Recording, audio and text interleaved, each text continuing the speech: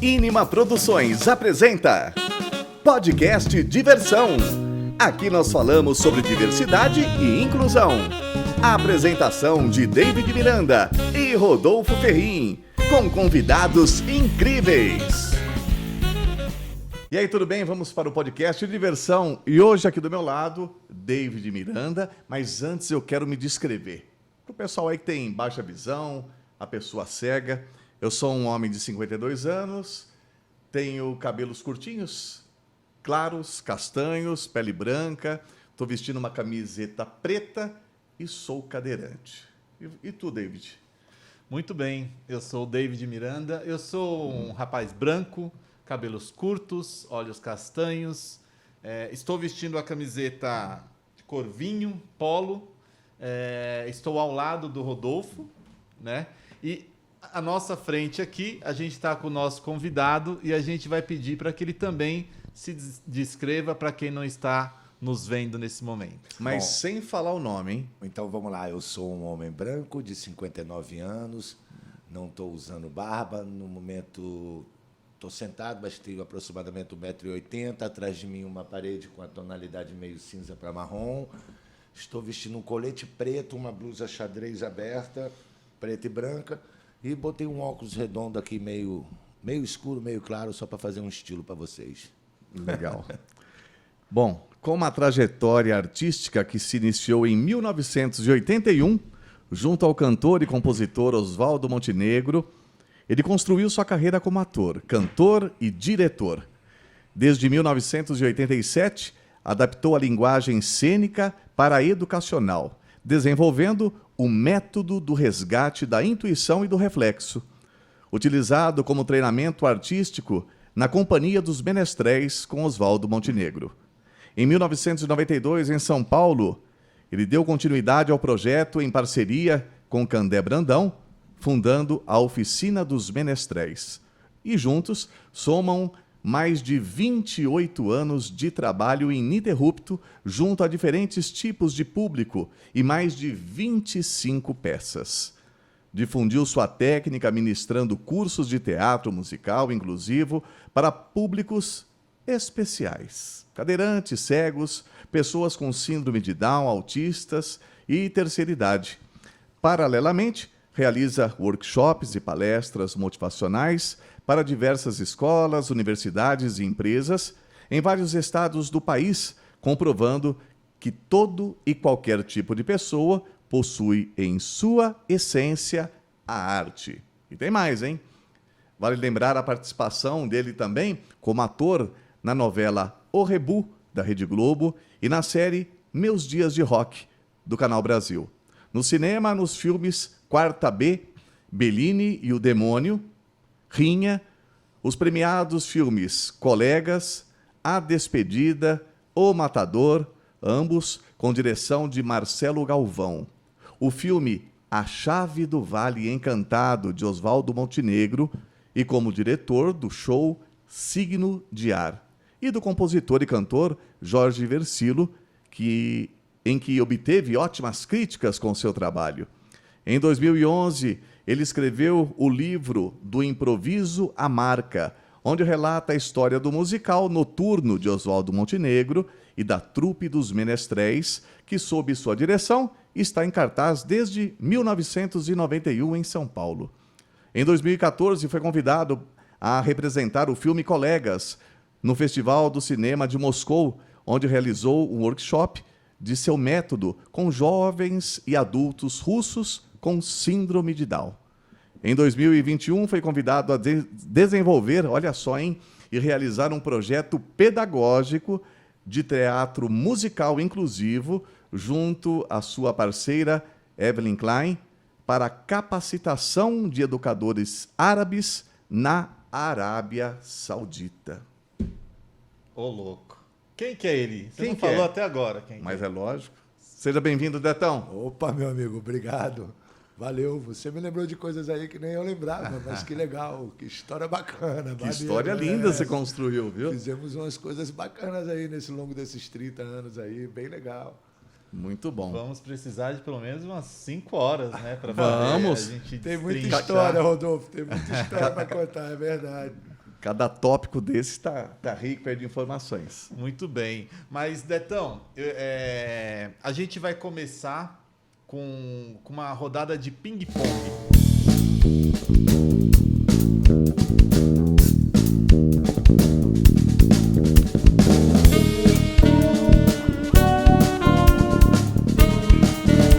Vamos lá, Detão. Preparado? Preparado.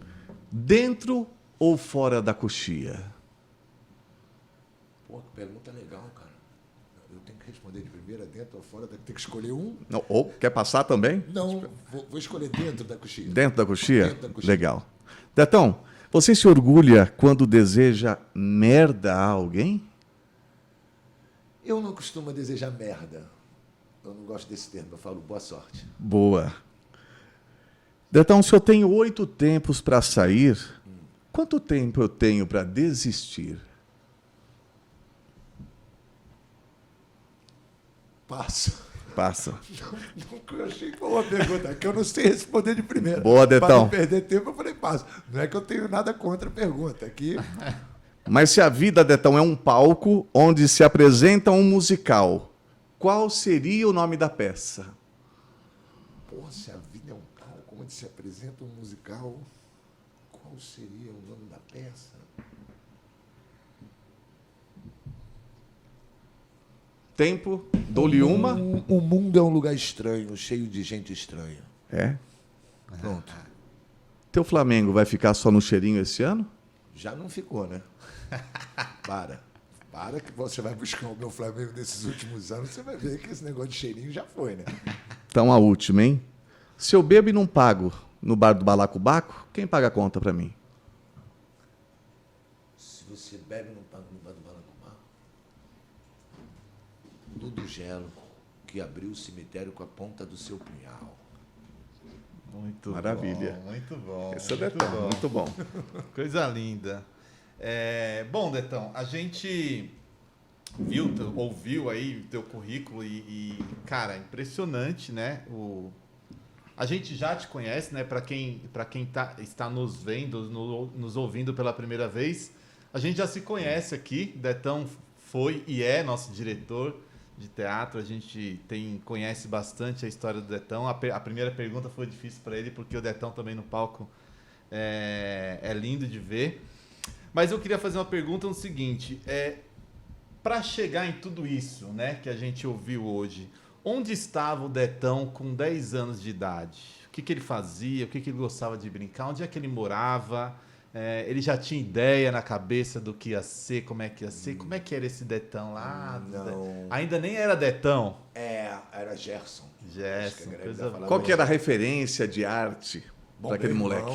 Meu irmão sempre foi minha referência, porque eu tenho 6 anos de diferença. Eu sou de 62, o Oswaldo é de 56. Eu, com 10 anos, eu estava saindo do Rio e não, ainda estava no Rio. Eu nasci em 62, eu fui para Brasília com 71. Então, eu cheguei em Brasília com 9 anos. 10 anos eu estava chegando em Brasília ali, a cidade ainda muito em construção. Então, era uma coisa assim muito bacana morar lá, porque tudo era muito tranquilo em termos de expansão demográfica, de trânsito, não tinha, né? Então todo mundo andava de carona. A cidade era nossa, né? Agora, em termos de referência artística, meu irmão sempre foi minha referência, né? Porque primeiro, antes dele ser meu mestre, que foi quem me introduziu, já a gente pode chegar nesse ponto da história, eu já era fã dele. Então, com 10 anos, acho que mais com 13, eu já estava colando cartaz na rua do show do Oswaldo. Tinha uma maquininha desses que a aeromoça usa para contar quantos passageiros entram no avião. E eu ficava na porta, que meu pai me deixava na porta com essa maquininha para contar quantas pessoas tinham entrado no show. No final dava 24, 32 pessoas, eu ficava ali com a maquininha. E, cara, depois, um pouquinho mais velho, com 17, 16, foi até engraçado que uma professora dessas que faz trabalho... Tem um nome certo que eu esqueci quando você vai fazer uma pesquisa de que profissão você vai seguir. Ah, sim, sim. Perdi o termo. Eu também, tá na ponta da língua. Tá na ponta da língua, mas eu perdi o termo. E ela fez uma avaliação minha, chegou à conclusão que eu ia trabalhar com arte. E eu falei, pô, você errou. Ela falou isso? Eu falei, você errou, você está falando isso porque eu sou irmão de artista, pois eu vou trabalhar com esporte, eu quero trabalhar com educação física, papapá. E aí, pulando um pouquinho da história, se é que eu posso avançar já na pergunta, claro. com 17 para 18, eu realmente fui fazer vestibular de educação física, queria trabalhar com educação física, passei em todas as provas e na prova mais fácil, que era a prova de natação, no dia eu adoeci, peguei uma amigdalite, não pude entrar na piscina e perdi o vestibular, fui reprovado. E foi daí que eu descobri que a minha vida era no palco, porque graças a essa coincidência do destino, eu estava em Brasília correndo com meu irmão, que sempre gostei de esporte, estava correndo com ele, eu lembro até hoje que ele estava correndo, olha que engraçado, e fazendo essa atividade esportiva. E ele me falou que não queria mais fazer show por fazer, só show, só música, ele achava aquilo meio careta, que ele queria trabalhar com musical, com um elenco grande, misturando poesia, música, coreografia, história, blá, blá, já prevendo esse método que ele visualizava. E aí que ele me chamou para trabalhar com ele, eu falei, pô, mas eu vou trabalhar com o quê? Ele falou, vem ser da minha equipe. E aí eu meio que larguei o cursinho, que eu tinha começado o cursinho, né? Tinha aquela coisa de fazer cursinho, ter que fazer o vestibular de novo. E fui, rapaz. Aí começou a minha inclinação para a área artística, porque primeiro eu dirigia um carro que levava a galera para o ensaio. Depois tinha uma cena da foto, que quem faz menestréis que a gente conhece, que é aquela coisa do ritmo, da luz e do escuro. Como eu tinha um certo ritmo, eu ficava na coxia. Eu era responsável por acender e apagar no tempo. Eu tinha que acender em 4, apagar em 4. Não tinha aquele focão que a gente brinca que tem hoje em dia. Então eu ficava na coxia. E sempre fui muito despojadão, até que a Madalena, parceira do Oswaldo, a Madá, falou, pô, o cara que você está procurando no palco é o teu irmão que está na coxia. Leva ele para o palco, que ele é o estilo que você está buscando de artista ali e tal. E aí me chamaram para o palco, eu entrei meio perdido e me apaixonei, cara. Eu lembro da primeira vez que eu fui em direção do camarim para o palco. Eu lembro da minha primeira peça, de 26 de março a 4 de abril. Veja Você, Brasília, um musical de Oswaldo Montenegro e grande elenco. Era assim. Que ano que era isso? 81 para 82. Eu acho que a gente estreou em 82 e o projeto começou em 81. Lembro de eu ir em direção ao palco, muita gente, e eu sentindo aquela vibração, e eu lembro de eu falando, pô, não desço daqui nunca mais, parceiro. Nunca mais desci do palco, dali eu fiquei. Pulando um pouco a história, é um pouco assim. Né? Acho que respondendo essa pergunta, já me alonguei nela, mas acho que é isso. Mas essa era a ideia era só sair... Começou daí a minha paixão, a minha tendência para trabalhar com isso, que eu comecei a visualizar isso aí. Aí é uma longa história, que eu estou agora com 59, conforme eu contei. Eu estava com 18, então faz as contas aí. Acho que 41 anos de palco. Estou fazendo 41 anos de palco. Aí foi muita história, né? Mas muita coisa boa na minha vida. Muita, assim, cara. Eu realmente sou um abençoado. Criei 2 filhos na coxia e sempre trabalhei no palco, sempre vivi no palco, sempre estive no palco. Sou apaixonado pelo palco, mais do que por qualquer câmera de televisão ou de cinema. E essa questão dos menestréis, o nome menestréis surgiu da onde? Esse nome, rapaz, surgiu de um crítico chamado... Ai, caramba. Não sei quem, Missalski. Ai, perdão, me fugiu o nome. Mas, enfim, quando o Oswaldo chegou com essa trupe dos menestréis no Rio de Janeiro, em 82 para 83, um crítico, Ian Michalski, lembrei o nome dele, um crítico do jornal o Globo escreveu essa matéria e se dirigiu ao Oswaldo como um menestrel urbano. Daí surgiu esse termo, os menestréis. O Oswaldo começou a usar o termo os menestréis, porque os menestréis, como conta a história, né, iam de castelo em castelo, contando suas histórias, suas poesias, suas músicas, animando os reis e rainhas. E aí surgiu esse termo dos menestréis, aos novos menestréis, e quando eu, anos depois, fui fazer a oficina aqui em São Paulo, junto com o meu parceiro Candé, a gente queria usar um termo que representasse essa nossa estética, e eu procurei o Oswaldo, falei, Oswaldo, você se importa de eu usar o termo menestrel, para a gente chamar a oficina dos menestréis? Ele falou, não, aí surgiu aí dessa crítica, aí dessa matéria, da década de 80, esse nome dos menestréis. Foi daí. Coisa linda. Para quem conhece a oficina, né, a dos menestréis, é bem legal, até o que a gente ouviu até agora, assim, que são coisas que eu já ouvi muita entrevista do Deto, E não conheci esse comecinho aí, que Ah, foi é? bem interessante, foi bem bacana. Então, em São Paulo, a oficina surgiu ali por 80 e... Foi 92, não foi isso? 90 Em e... 91, a gente estreou o Noturno no dia 2 de setembro de 91. Dia 2/9. Que inclusive, a gente não sabe que dia o programa vai no ar, mas a gente está com o Noturno em cartaz agora, comemorando 30 Eu anos. posso contar uma história legal para vocês? Por favor. Então eu vou contar para vocês. Na verdade, a gente estreou no dia 2 de setembro de 91. Que Ou seja, teatro? Teatro Augusto. Teatro Augusto. Dia 2/9. Né? Que é uma data muito marcante. E desta turma eu já conheci minha grande companheira, a mãe do meu filho, que é a Evelyn, que faz aniversário no dia 2/9. O Noturno estreou no dia 2/9 e eu e a Evelyn casamos no dia 2/9. Por isso que eu tenho tatuado no dia 2/9. Oh, Essa era a história que eu ia contar para vocês. muito um número bom. cabalístico. Outra que eu não sabia também. Eu também não. Coisa É um boa. número cabalístico para mim, E- dia 2 de setembro. E é muito bom ouvir. Eu vivo do teatro até hoje. Tudo que eu consegui, tudo que eu conquistei foi com teatro. Isso é muito bom ouvir para quem é ator. Agora, uma coisa, falando da oficina, em que momento você percebeu, se é que você percebeu em algum momento, imagino que sim, que a oficina dos menestréis mudava vidas? Eu até vou complementar um pouco da pergunta anterior, né? Como é que você veio parar em São Paulo? Tem a ver com essa pergunta agora que você me perguntou, em que momento? Eu comecei no Rio para alguns alunos, na época fãs dos nossos musicais lá do Rio, na época a gente já tinha feito Maiã, Dança dos Signos, Aldeia dos Ventos, os Menestréis, então a gente tinha um público que curtia essa estética dos elencos do Oswaldo, dos musicais do Oswaldo, e abri minha primeira turma, foi 87, 88, 89 e 90, eu fiquei 3 anos no Rio, só que era curso do Teto. Foi quando eu conheci o Candé, foi quando que eu era meu aluno junto com aquela turma da Letícia Spiller, da Ingrid Guimarães, uma galera que depois foi seguir carreira, tal, todo mundo novo. Roberto Bonfim?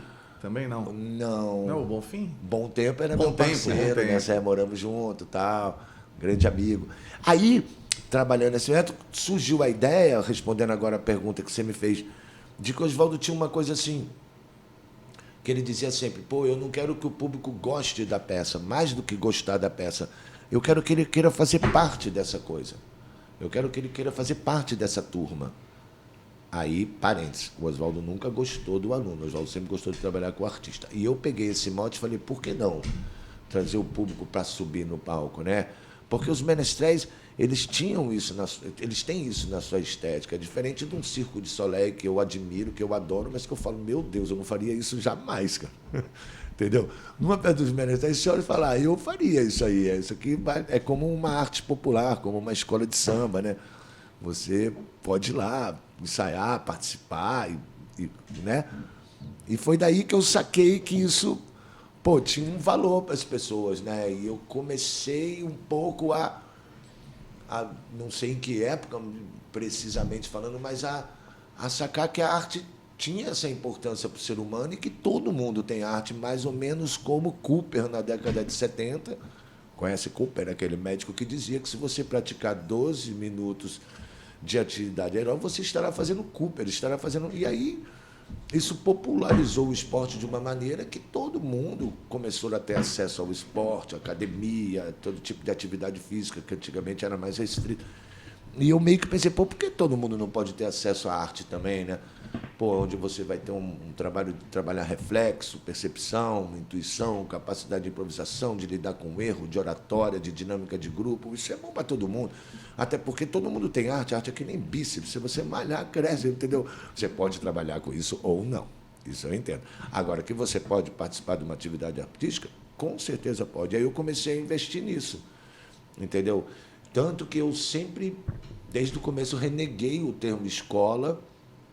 Eu nunca quis ser uma escola, eu nunca quis formar atores e formar atrizes. Nem tenho estudo para isso, nem tenho pretensão para isso, mas eu tinha uma atividade que eu sabia que mexia com as pessoas, cara. Entendeu? O fato de você estar ali para uma vez na tua semana e falar e trabalhar exercícios teatral, corporal, musical, de ritmo, dinâmica de grupo, aprender a enxergar o outro, aprender a ocupar o espaço em relação ao outro, né? Então eu sabia que eu tinha uma coisa bacana ali, que podia, né? E foram anos até batendo nessa tecla, porque as pessoas entendiam que ali era um lugar que eu fosse fã. Eu falei, eu não sou uma escola, pelo contrário. Se você gostar do palco, eu te indico uma escola de teatro, eu te indico uma escola de cinema, eu te indico uma escola de música, eu te dança. Mas aqui, eu vou usar um termo que o Candé usa, que é o meu parceiro. Aqui é um centro de condicionamento artístico, sabe? Onde você vem uma vez por semana se condicionar artisticamente, que nem o meu parceiro ali que está filmando aqui, ele pode se condicionar fisicamente, fazendo uma atividade física no parque, aeróbico, um pilates, uma yoga, ou subir no palco e fazer uma atividade, montar um espetáculo, trabalhar espaço, trabalhar reflexo, musicalidade, poesia, emoção. E aí embarquei nessa, né?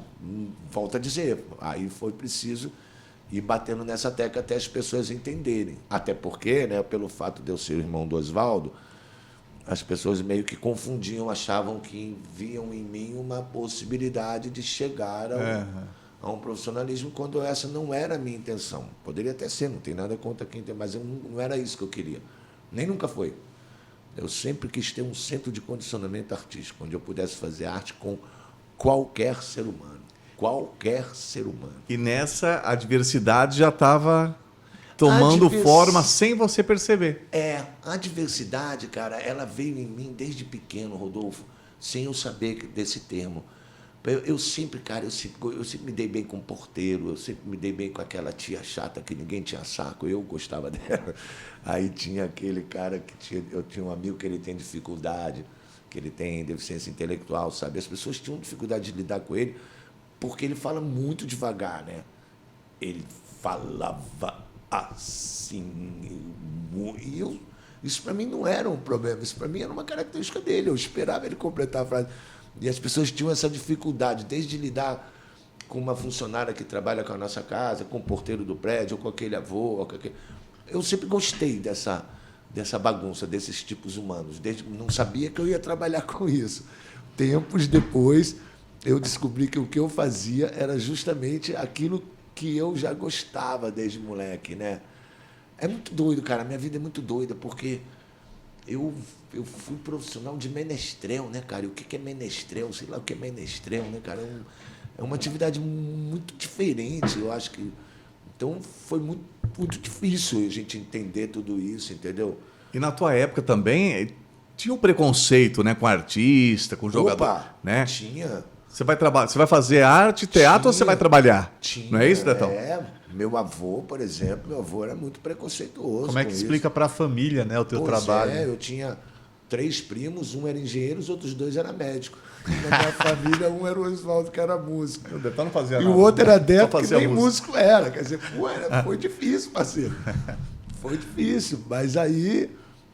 mas era isso que você falou, artista é coisa de marginal, não podia ter cabelo grande, tá entendendo? Então foi realmente uma época difícil. Eu peguei ali, Oswaldo, mas eu peguei o final da ditadura, né? O final da década de 70, 80, ali onde a gente, para fazer uma peça, você tinha que esperar o censor chegar, né? Assistir o ensaio geral. É verdade, você comentou isso uma vez. Doido. Conta com essa parte, Detão, que é Eu interessante. Eu peguei pouco, porque, conforme eu te falei, eu entrei mas o meu irmão, com 18, 20 anos, eu devia estar com 14. Então, ele já vivia um pouco disso. Eu via, por exemplo, o musical que a gente montou, João Sem Nome, ele escreveu quando tinha 19 anos. Então, para ele apresentar, você tinha que marcar um ensaio geral para o censor assistir. Censor então, era um cara da ditadura que ele ia assistir, vamos supor, a geral, é isso? Geralmente, uma apresentação. Geralmente um bicho bem asqueroso, viu, velho? Nossa, e ele chegou a vetar alguma coisa? Tinha o poder na mão, né? É o cara que tinha o poder na mão. Não podia começar enquanto ele não tivesse chegado, aí ele chegava, sentava, com 10 minutos de peça ele estava tirando uma soneca. Nem assistia porra nenhuma. Às vezes vetava, às vezes não vetava. Não tem o menor critério. Não tinha o menor critério. E é muito louco para quem é da produção, você tem que montar o espetáculo para saber se você vai poder montar o espetáculo. Era esse rolê, você tinha que fazer tudo. Teve um sem censor que autorização. censurou o Raul pelo que ele estava pensando.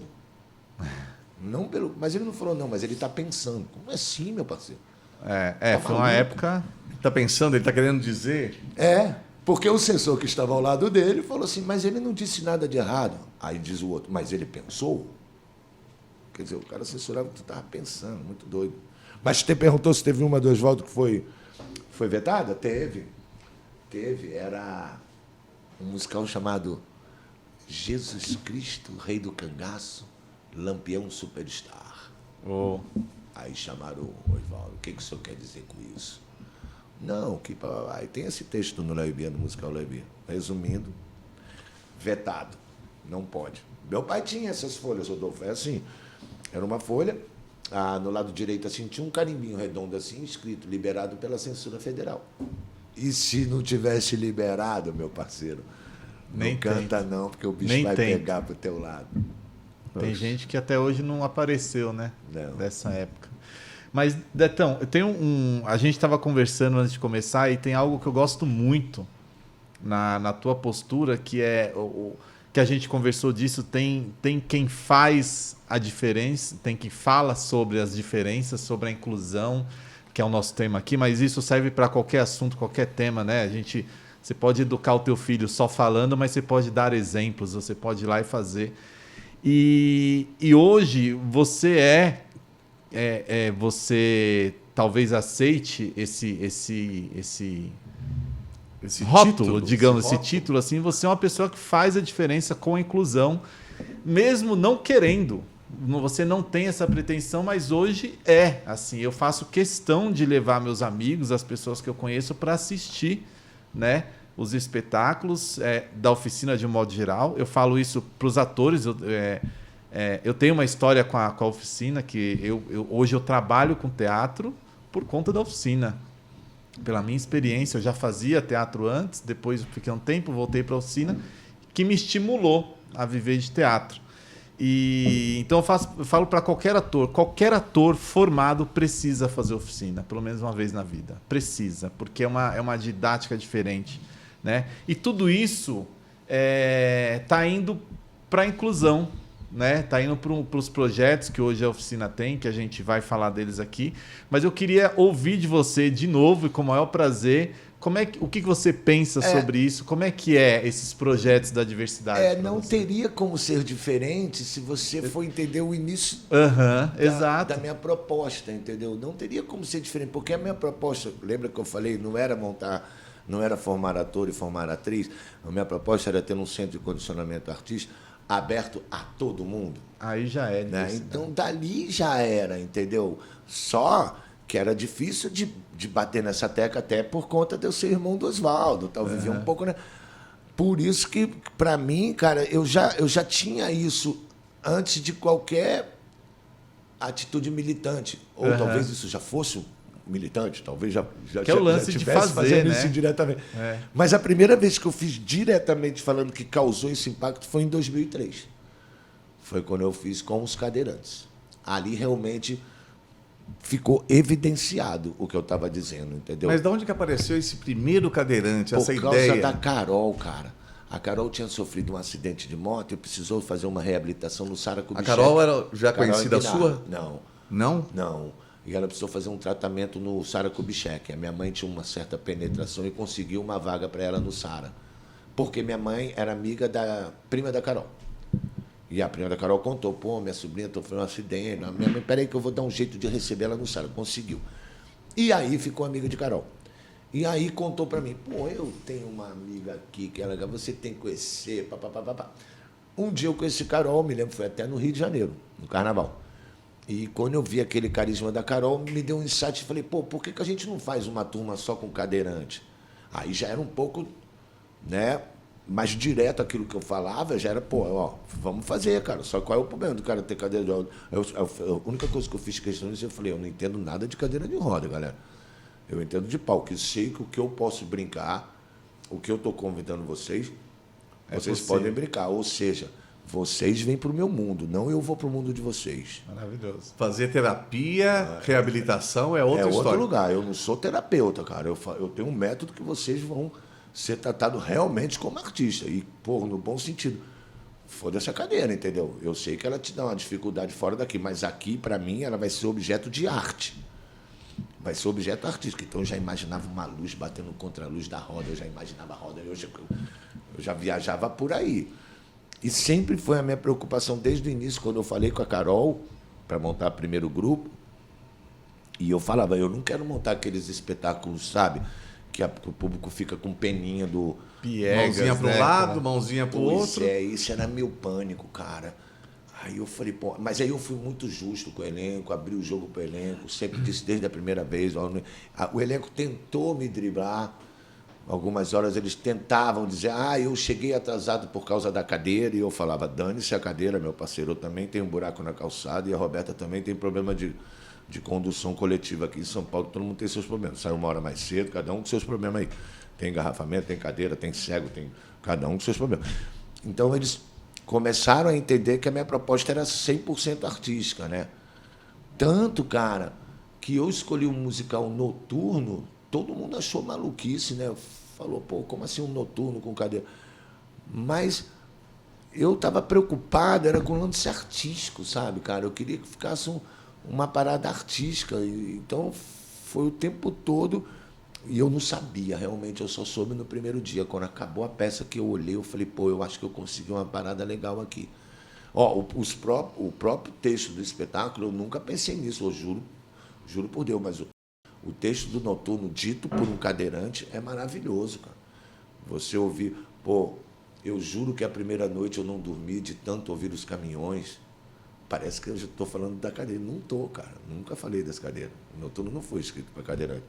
Mas se você for ver a poesia do Noturno, fala, não é só o sol que guarda no rosto o dom e o charme de brilhar. É ser diferente.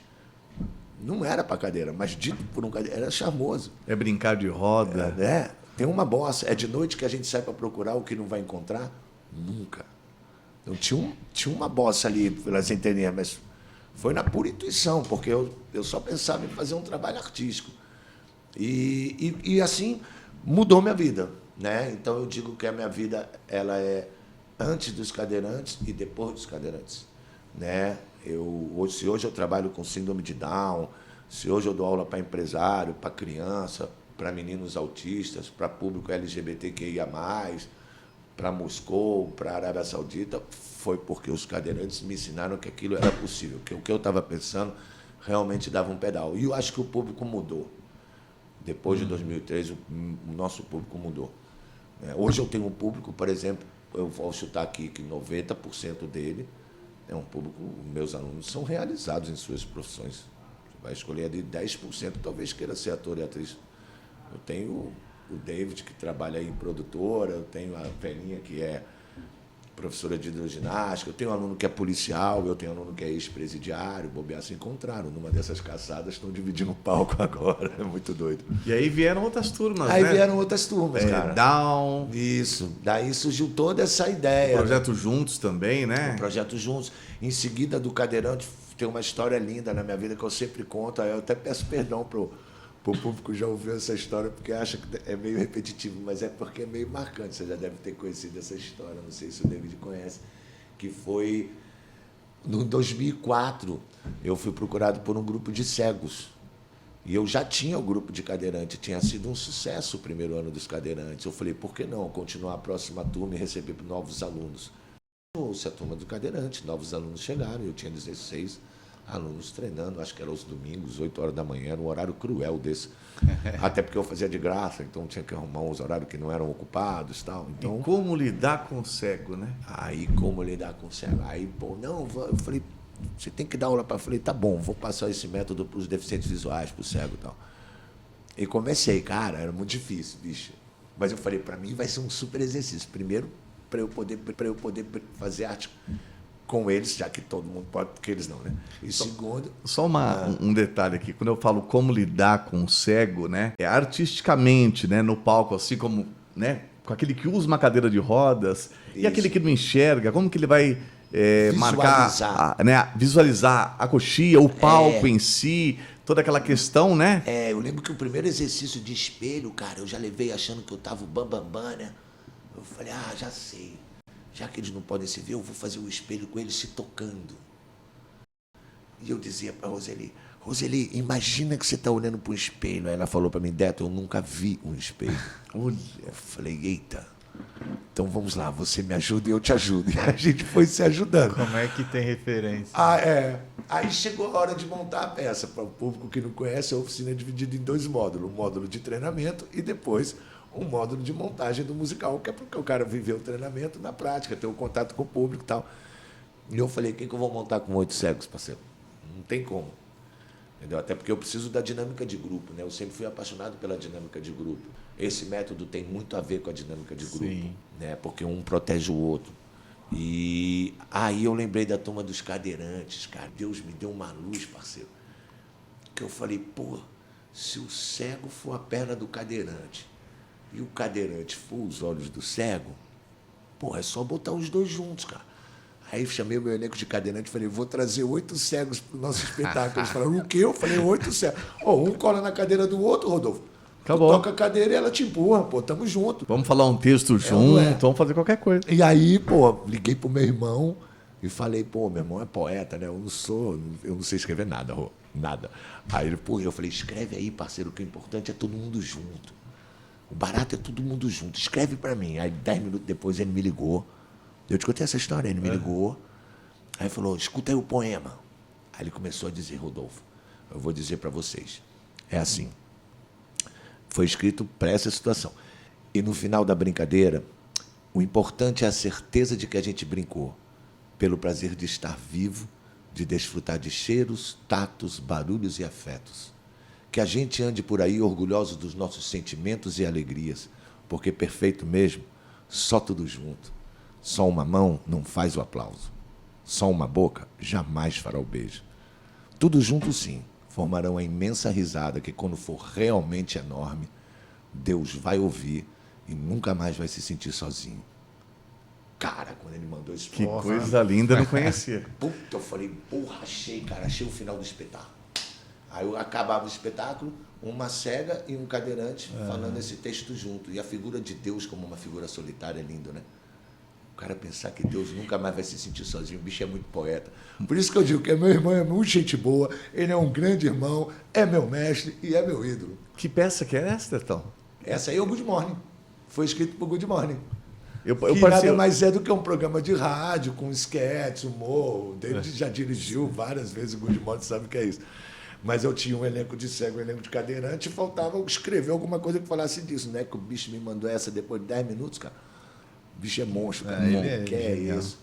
Eu lembro que eu conheci o Rodolfo no projeto Mix, né? Que era o que você, aí, é o nome que você deu. Aí daí pra frente nunca mais teve projeto cadeirante, né? Sempre foi projeto Mix. O único que é cadeirante é o Noturno, que você acabou de estar em temporada com a gente, que justamente é o de 2003. Esse é o único que é cadeirante. E é maravilhoso, desculpa te cortar, Deto, é maravilhoso que eu costumo levar pessoas que não conhecem a oficina, né, para a oficina. E toda vez que eu chamo para um projeto ou do Up, do Out, a galera vai com aquela coisa de, putz, Né? vou lá para dar essa força, vou lá. E aí a primeira cena do Noturno Cadeirantes, eu lembro que eu tava com 3 amigos e nenhum conhecia a oficina, nem as peças regulares.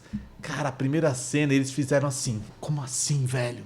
Como assim eles fizeram isso? É impactante. O que eu tenho mais paixão pelo Noturno Cadeirante, que eu tenho muita vaidade nesse projeto, é que eu digo o seguinte, cara, o Noturno Cadeirante jamais vai conseguir fazer o que o Noturno Regular faz. Mas, em compensação, o Noturno Regular jamais vai conseguir fazer o que o Noturno Cadeirante faz. Então, nesse momento, eu descobri que eu tinha uma identidade. Não era o cadeirante tentando ser o regular. Era o cadeirante sendo uma coisa deles. Assim como o cadeirante, o regular jamais vai conseguir fazer o que os cadeirantes fazem. A foto inicial dos cadeirantes é maravilhosa. É incrível. E a do regular é genial também. Mas um não tenta ser o outro, cada um tem a sua, cara. E o que mais me vai descer é ter achado isso com os cadeirantes, sabe? Isso é lindo mesmo. Isso é de dar orgulho de falar assim, passei por lá, vale a pena, vai assistir, vai fazer uma peça, vai entrar numa turma. Agora, é muito importante também a gente dividir, né? Com todo o elenco, com toda a minha equipe, né? Que pô, foram pessoas que me ensinaram pra caramba, entendeu? Quanto eu aprendi, quanto eu aprendo até hoje, né? A gente estava conversando fora do ar sobre sobre capacitismo, né? Que foi Exato. um termo que eu tive aprendendo. E o quanto eu aprendi com eles, o quanto eu aprendi com a Roseli, sabe? Porque a Roseli é uma menestrel que é deficiente visual, para quem não conhece. Então, a você se descrever, a você descrever um palco. Olha, Roseli, nós temos 10 metros de largura, aqui você tem 8 metros de profundidade, aqui você tem um degrau com aproximadamente 30 centímetros ou 1 metro, tal. Você começa a descrever, tanto que tinha uma da Roseli, que eu até hoje conto para meus amigos, que a gente tem mania de ficar sentado aqui conversando, né? Num bar, principalmente. Aí você levanta e vai fazer xixi e volta, né? Eu levantava, ia fazer xixi e voltava. Um dia a Roseli me falou, então, quando você levantar, você me avisa. Porque eu fico falando com você. Eu falei, lógico, eu esqueço que você não está me enxergando. Eu levantava partindo do princípio que ela viu eu indo para o banheiro, mas ela não viu. Então ela continuava conversando comigo como se eu estivesse ali. Então eu aprendi muito e aprendo muito com ele, sabe, até hoje. Isso eu acho que é o grande chave da parada também. Eu sempre digo para meus amigos, cara, quando você tiver dificuldade, pergunta para eles, parceiro. Pergunta para eles, eles vão ser o primeiro a te ajudar. Tipo, Rô, você precisa de uma ajuda para transferência? Não, Deto, eu faço a transferência sozinho. Tudo bem, pergunta, não custa nada. As pessoas ficaram muito incomodadas na época, sabe, Rô? De saber de o que perguntar, o que falar. Em 2003, todo mundo pipocou, Rô. Todo mundo pipocou da minha equipe. Vou abrir uma turma de cadeirante, não veio um comigo, parceiro. Todo mundo correu, falou, o quê? Não, se o cadeirante caiu, eu falei, o cadeirante caiu, pô, tu também não cai? Se foda. Deixa cair, parceiro. A gente ajeita, a gente conserta. Né? E hoje em dia as pessoas têm interesse em participar, né? Pois é diferente. Cara, porque todo mundo ficou receoso. Mas eu acho tão bonito, cara. Eu fiquei muito orgulhoso, porque depois de uns 2 meses, cara, todo mundo já tinha quebrado essa barreira, sabe? Então era um tal de todo mundo lidar com o cadeirante. Meu filho já sentava na cadeira de roda desde pequenininho, como seria se ele tivesse que usar uma cadeira dessa, e já saía empinando e brincando. E claro que não veja nisso nenhuma falta de compaixão pelo sofrimento que essa galera passa, né? Que a gente sabe, né? Do que é isso. A gente só quer ser o outro lado, entendeu? Eu só queria ser o lado do conforto, entendeu? Tanto que eu digo para eles, pô, eu pego a parte boa, entendeu, Rô? Porque eu fico com um autista, com um menino com síndrome de Down, eu fico uma vez por semana, 1h30, né? É diferente você viver, pô, a vida toda ao lado. É uma vida difícil, eu sei disso, eu não faço pouco caso. Eu apenas quero que quando eles entrem ali, eles tenham um mundo, sacou? Que não super proteja, que eles possam ser realmente beneficiados pela arte, parceiro. Cada um do seu jeito vai ser. Independente de você se tornar um profissional ou não, a arte te oferece, assim, coisas maravilhosas. Eu digo assim, na minha casa é tão importante uma educação intelectual, como uma educação física, como uma educação artística. Lá em casa a gente sempre teve prioridade para as 3. Eu era obrigado a ir no treino de natação, que nem eu era obrigado a ir na aula de matemática. Assim como eu era obrigado a ter uma atividade artística. Né? Quando meu irmão diz assim, quando você não puder subir ao palco ou fazer arte, ao menos pinte um quadro em branco. Faz bem. E estando no palco junto, né? As próprias pessoas com deficiência, cada um na sua, né? Elas vão se descobrindo. Eu lembro que numa peça, acho que foi a Mansão, eu estava com a Dulce, lembra a Dulce, Detão? Pequenininha.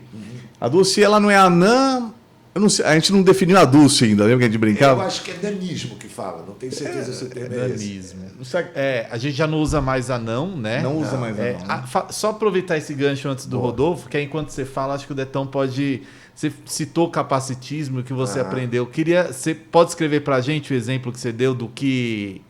Posso? Seria capacitismo? Aqui, né? Isso, que aí a gente deixa aí na nossa luzinha. Eu vou dizer então para o espectador momento que eu fui capacitista sem saber. Sem saber. Por isso que eu acho bacana, você está sempre aprendendo. Exato. Entendeu? Tá tudo bem, né? Tá tudo bem, não tem você constrangimento aprender, nenhum. Não é feio, sem constrangimento.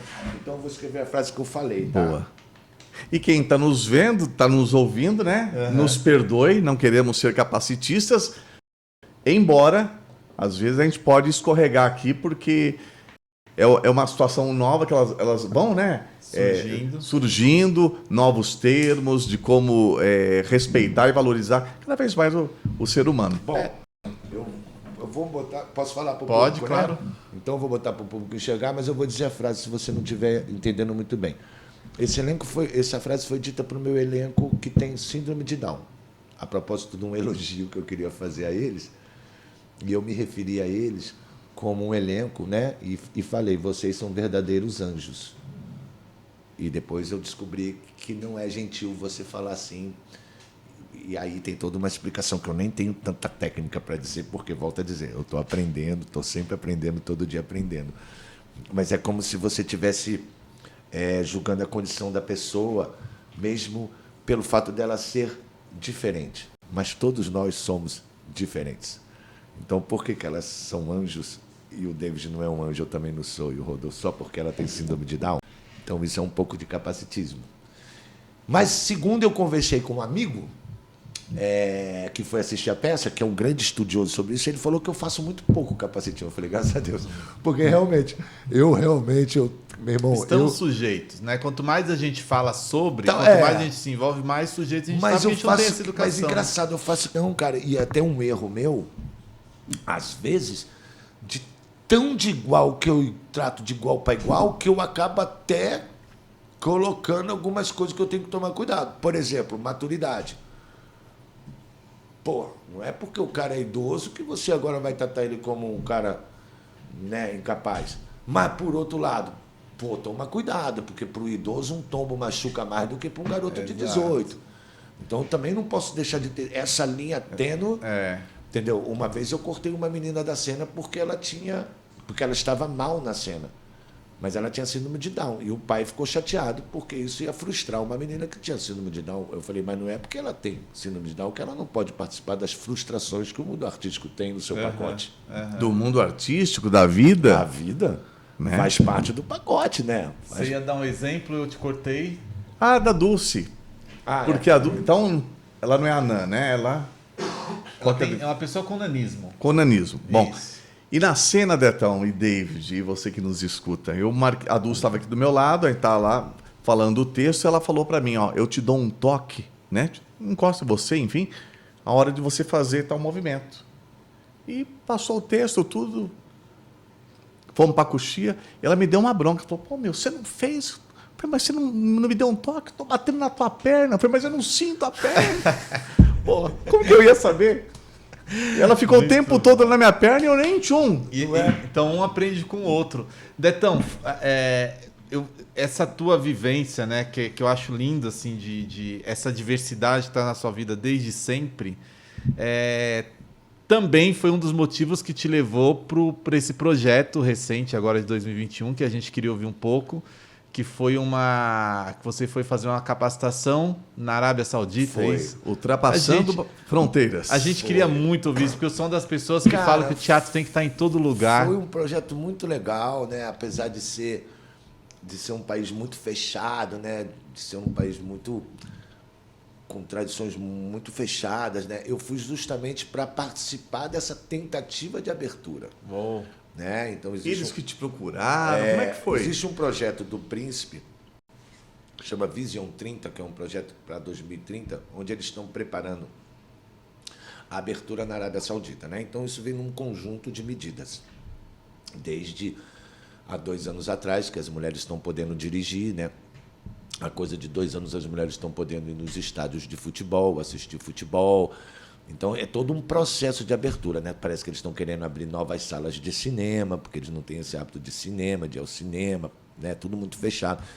E aí entrou esse projeto de levar teatro nas escolas, aí que eu entrei, em especial para meninos com autismo e síndrome de Down.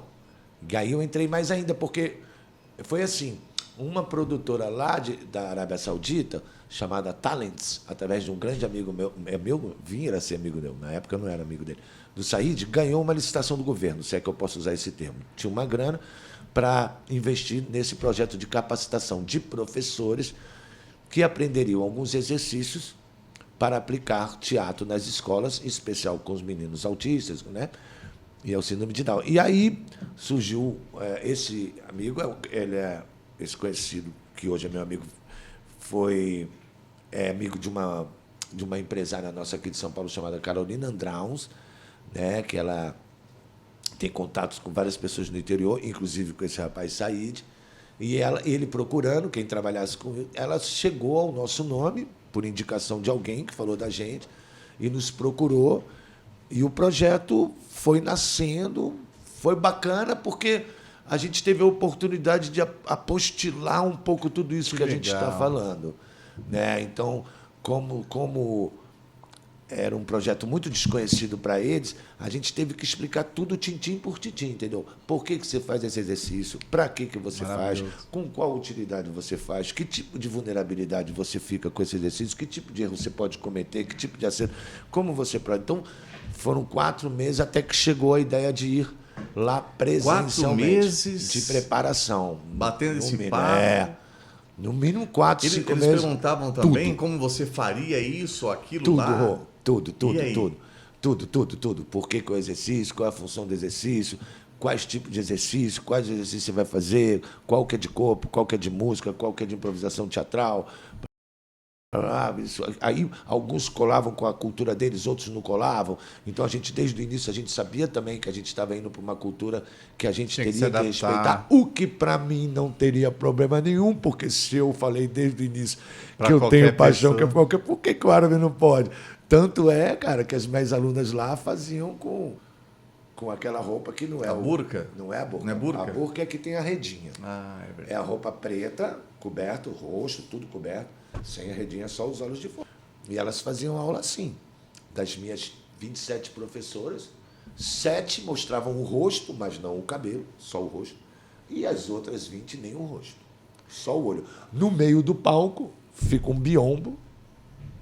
As meninas fazem aula desse lado e os meninos fazem aula desse lado. Elas não podem fazer com os meninos, nem os meninos com elas. Eu posso falar com as mulheres e com os homens, mas eles não podem fazer com eles.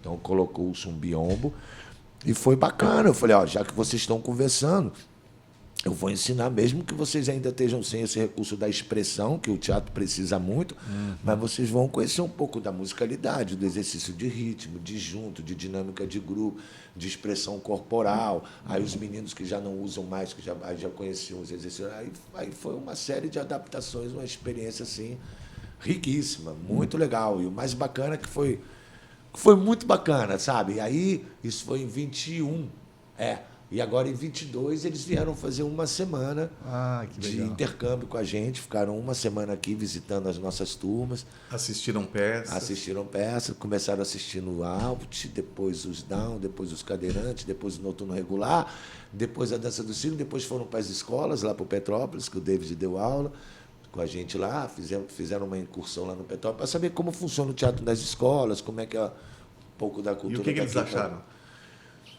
Cara, o feedback deles. A princípio é tudo muito novo para eles, né, Rô? É tudo muito novo. Muito.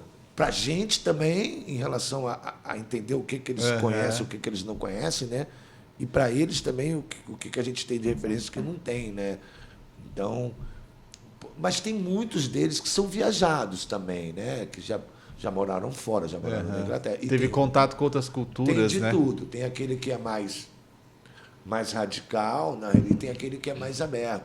Eu tenho uma aluna que ela mora numa cidade que ela é muito mais aberta do que Riad, que é a capital, que Riad já é mais tradicional, entendeu? Tem aquela coisa de muita preservação dos costumes. Já essa outra cidade que não me foge o nome agora, já é uma cidade mais aberta, onde você pode já andar sem não é a burca, sem aquela roupa preta, né? Já frequentam mais a praia, mas aí já não pode ir com biquíni, mas pode entrar na praia. Eu, por exemplo, fui numa cidade chamada Daman, que você não pode entrar na praia, mas a praia é maravilhosa, fica no Golfo Pérsico, sabe? Então tem um calçadão maravilhoso, assim, para você caminhar, todo mundo caminha lá. Você diz, inclusive você turista. Inclusive eu, turista. Carioca, não pode entrar na praia entrar no mar, com aquele calor, parceiro. Ô, maldade! E existe alguma possibilidade, né, de levar algum espetáculo para lá? E se existe, como adaptar? Como colocar a rapaziada, os meninos, as meninas? Como no nosso caso, eles têm muita grana, né, cara? Então, por exemplo, para os nossos alunos, todos recebiam tradução simultânea de fone. Tá entendendo? A aula era transmitida por um tradutor brasileiro que já traduzia simultâneo o exercício de fone e um ao vivo. Então, se fosse levar, eu acho que o público teria que estar com fone para entender um pouco da história e tal. Se bem que os menestréis às vezes contam suas histórias dançando, cantando, né? Então, às vezes dá para você visualizar. Agora, Eu acho, né? Não sei, acho que eles ficaram muito impactados com os cadeirantes. Pelo que eu vi ali, a fofoca que foi aqui. Mas que a imaginemos, gente tem que levar Mas que daria uma os vontade de cadeirantes montar com a galera de parados. lá também. Não é? Também. Porra, seria incrível Também. montar com a É galera de verdade. lá. É verdade. E quanto tempo foi, Detão, o tempo de Arábia mesmo, de treinamento Arábia? deles? Foram. Quantos Eu fiquei encontros? 20 dias lá. Uou. Na verdade, eram 5 aulas online e 5 aulas. A gente estava saindo da pandemia, é importante contar isso para o nosso público. Eram 5 aulas online e 5 aulas presenciais. As aulas online, eles decidiram que a gente poderia fazer de Portugal, porque, detalhe, para entrar na Arábia, eles queriam que a gente ficasse 15 dias de quarentena em outro país antes de entrar no país deles. Que tivesse acesso, né? Que tivesse aberto. Eles queriam que a gente ficasse no Catar, 15 dias. Uhum. A Hebe falou, no Catar a gente não fica porque a gente não fala língua, mas a gente fica em Portugal. Aí os caras, então tudo bem, pode ficar em Portugal. Aí a gente ficou 15 dias em Portugal, chegamos no primeiro dia, aprontamos todo o estúdio, onde a gente daria aula online, testamos câmeras e tal, e ficaríamos 15 dias cumprindo a quarentena, e dando essas 5 aulas de Portugal, e depois iríamos para a Arábia dar as 5 aulas presenciais. Mas aí, cara, no 4º dia estourou o tal do Omicron na Europa lá, sabe? Oh, sim. O bicho começou a Só pegar. para o público se localizar, fez um ano agora, não Novembro fez? de 2021. É. Eu estava em Portugal. Foi a final da quase Libertadores. Flamengo e Palmeiras. Eu estava em Portugal. O Flamengo perdeu. Ficou no No cheirinho. cheirinho. Eu estava lá em Portugal, cara. Foi nessa data aí. E aí estourou esse Omicron, eles ficaram preocupados, falaram, não, vocês vêm dar aula online, vocês vão dar aqui de Daman. Daman é uma cidade onde fica a produtora do Said, que ganhou. Pô, aí o pessoal ficou meio frustrado, porque estava todo mundo curtindo Portugal. Eu falei, não, galera, vai ser até interessante, a gente vai conhecer outra cultura, vai ser bom. Aí, resumindo, foi muito bom, porque a gente pôde dar aula no próprio local da produtora, onde a gente tinha toda a assessoria deles, do que era legal, do que não era legal, do que tinha a ver com a cultura, do que não tinha a ver com a cultura, tanto que eu fiz questão de pedir para o meu amigo uma roupa daquela, aquela roupa branca, com aquele, que eu não sei o nome. Tipo um turbante. Fiz questão de dar aula com aquela roupa, para prestigiar, eles me deram uma roupa daquela lindíssima e tal. E aí anteciparam a nossa ida, a gente ficou em Daman 5 dias dando aula online, 7 dias, depois você faz uma viagem para Riad, são 400 quilômetros, tipo São Paulo-Rio, pelo deserto, né? Literalmente pelo deserto, só areia, areia, areia, areia, mais nada, como se fosse daqui para o Rio, só de areia, uma estrada ótima, mas só areia. Cacete. E aí, em Riad, eles receberam professores de várias cidades da Arábia Saudita, tanto que a turma, nem todos eram amigos. Tinha gente tipo de São Paulo, de Rio, de BH, de Curitiba. Então lá tinha gente de Riad, de Daman, de outras cidades que eu esqueço o nome, que se encontraram. Aí foi aula presencial. Aí eram 5 horas por dia de vivência, assim. Bem bacana, bem interessante. Agora, tudo muito da estaca zero, né? Foi interessante para você ter esse contato com o método, né? Que é o que Não você é? falou da concepção, de criar, apostilar isso. Acho que foi interessante. Também, né? Também. Eu tive a oportunidade de intelectualizar aquilo que pra gente que é estava só, né? É riquíssimo. Então ficou tudo muito, muito rico, tá tudo muito descrito, tá tudo muito. Pô, se alguém precisar de qualquer trabalho com oficinas menestréis entender na teoria, não só mas na teoria, já está ali a apostila, Poxa, só você ler que está tudo ali bem explicadinho. Bom, estamos chegando no finalzinho. Pô, se deixasse, a gente ficava aqui só na resenha, daria hein, para Rodolfo? falar um monte de coisa. A gente já fica nessa resenha na coxinha, né, parceiro? Mas nós deixamos a última pergunta do ping-pong. Guarda a sua última, que eu queria fazer mais uma só para reforçar tudo que o Deto falou até esse momento. Mas antes disso, agradecer, né, imensamente a tua presença, Imagina, eu que a agradeço. gentileza de vir aqui. Somos fã do Deto, da oficina, do trabalho que você desenvolve. Somos resultado de oficinas menestréis. Quero deixar o convite para todo mundo, quem não conhece a oficina, para conhecer, entra lá, faz uma aula experimental, vai assistir um espetáculo. Eu tenho certeza, não tenho dúvida de que vai ser diferente. Você vai sair lá diferente de como você chegou, independente de você gostar ou não, mas você vai sair diferente, né? Os contatos das redes sociais a gente vai deixar aqui em algum lugar do vídeo, em algum lugar a gente vai deixar. Eu vou fazer uma pergunta antes e aí você finaliza, tá bom? A minha pergunta é bem simples, é rápido, quem que pode fazer teatro? Quem que pode? É, Todo mundo. exatamente. Só queria ouvir de novo. Ah, bom. É delicioso. Todo até quem está na Arábia, só com os Todo olhinhos de fora. mundo, claro, criança, idoso. Eu, literalmente, todo mundo, cara. Então Muito basta bom. querer, né? Exato. Sem querer ser repetitivo, mas é como esporte, cara. Todo mundo. E tem idade, Detão? Cara, tem. Eu acho que a partir de 7 para baixo de 8 já foge um pouco, já passa a ser uma educação artística, né? Aham. Eu, por exemplo, já não gosto. A Evelyn pega As- com os muita mais. pequenininhos. Mas a Evelyn É outra estudou- proposta, né? também ela estudou pedagogia, então Aham. tem toda essa coisa. É uma outra proposta. Eu acho que a partir Sim. dos 8 aí já dá para você botar os E o limite? moleques Tem trabalhando no escuro e tal. o limite de idade? A gente pergunta pra Deinha ou como é que Pergunta faz? pra Deinha, mas olha, 88 A eu acho Deinha que eu tá- já tive. Até 88 eu acho que eu já tive. 88. Deinha tá com 88? Não sei a Deinha, mas teve o seu Paulo, que infelizmente faleceu, né? Porque essa turma já tem 15 anos. Mas o seu Paulo era talvez mais de 90. Então qualquer pessoa com qualquer idade, se não for com o Detão, vai ser com a Evelyn. Porra, só chegar, cara, lógico. Coisa só linda. chegar. Muito bom. Detão, da minha parte também, muito obrigado. Pô, imagina, eu que te agradeço. Estamos honrados aqui de te receber. Detão, preparado para a última? Essas coisas de ping-pong, essas perguntas enigmáticas, que É você uma- sabe pra caramba. Pois, Agora Detão. aquela pergunta assim, você gosta de fruta ou salgado? Doce ou salgado? Essas coisas. Quando essas perguntas muito assim, eu fico meio Agora barbado. é a cereja do bolo, Ai, Detão. meu Deus. Detão, pelo que você quer ser lembrado. Pô, que legal, cara, essa pergunta.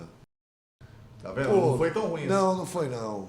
Eu quero ser lembrado como uma pessoa que contribuiu para a vida das pessoas, que fez o bem. Sempre fiz o bem. Cara, eu tenho 32 anos, não tem nenhuma pessoa na oficina que eu diga essa pessoa não é bem-vinda. Essa pessoa, sabe? Claro, tem gente que se gosta mais, tem gente que você ficou chateado durante um tempo, entendeu? Mas nada que... Que leve pra vida. Cara, eu quero ser lembrado assim, pô, o Detão realmente, cara, foi um cara que passou pela minha vida e deu uma contribuída, pô.